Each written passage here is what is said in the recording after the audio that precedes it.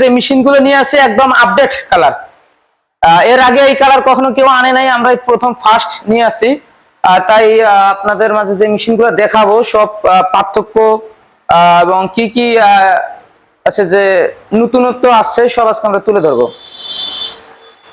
এর আগে আমরা তো শুধু এই রেড কালার গুলো দেখছি। জি, এর আগে রেড কালার বেশ কয়েকটা মেশিন ছিল। অনেকে ভাবতো যে রেড কালার মানেই যে গোড়া মার্কা মানে যে একটাই অটো মেশিন, তা না, কিন্তু রেড কালার অনেক প্রকারের মেশিন আছে। আপনারা এখানে দেখেন পার্থক্য।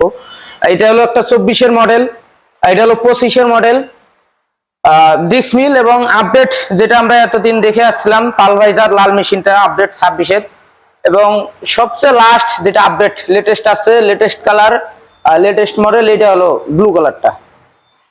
মানে 26 এটাও হবে আবার এটাও। জি।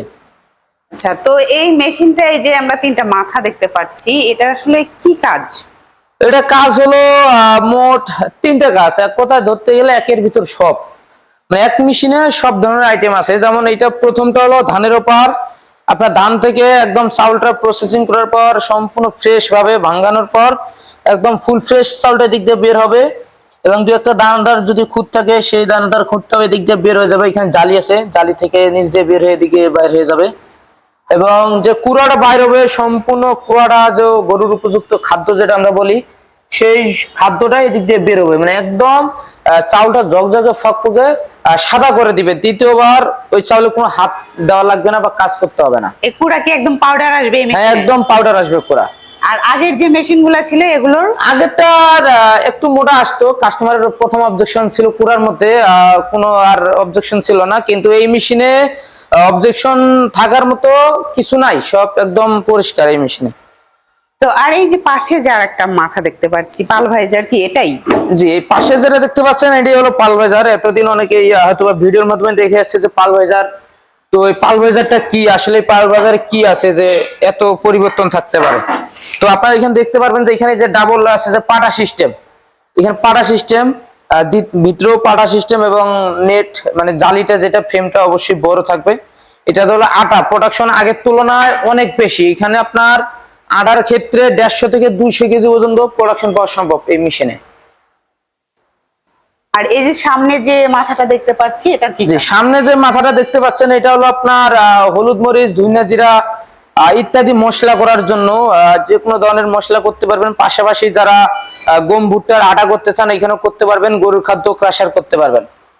এটা ভিতরে কি আসলে সিস্টেমটা যদি? এটা ভিতরে হলো পাটা সিস্টেম। এটা হলো আপনার 8 ইঞ্চি 10 ইঞ্চি পাটা আছে। এখানে আপনার যে যার চাহিদা মতো এখানে নিতে পারবে।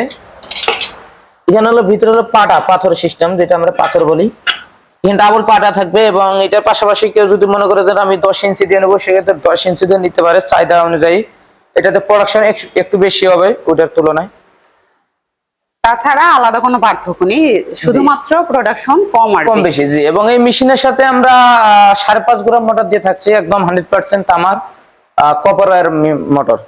এই মোটর কি বাসাবাড়ি লাইনে চলবে? এটা একদম বাসাবাড়ি লাইনে চলবে। মোটরের গায়ে লেখা আছে, আপনি এখানে দেখেন, দেখলে বুঝতে পারবেন।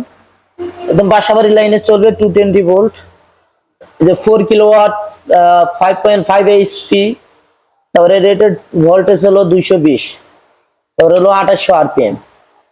এই সমস্ত কিছু তুলে ধরা আছে মোটরের গায়ে।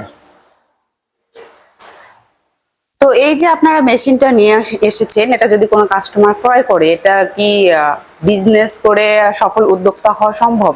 হ্যাঁ, যারা অনেকে আছে যে বেকার আছে, অনেকে শিক্ষিত বেকার, বা অনেকে আছে যে বিভিন্ন রকম ব্যবসা করে লস খাওয়ার পর বাসায় বসে আছে বা কোন রকমের আর ব্যবসার লাইন পাচ্ছে না, সেক্ষেত্রে আমি মনে করি এটা 1 লাখ টাকার মেশিনের ভিতরে একটা ছোট মেশিন ক্রয় করলে একসাথে যতগুলো কাজ করা যায়, এই কাজগুলা যদি করে ঠিক মতো করে একটা দোকান নিয়ে করতে চান, সেক্ষেত্রে অবশ্যই লাভবান হওয়া সম্ভব, একটা মোটা অঙ্কের প্রফিট পাওয়া সম্ভব, এবং নিজের পাশাপাশি চাইলে অনেকে ওই মেশিন দিয়ে কাজ দিতে পারবে।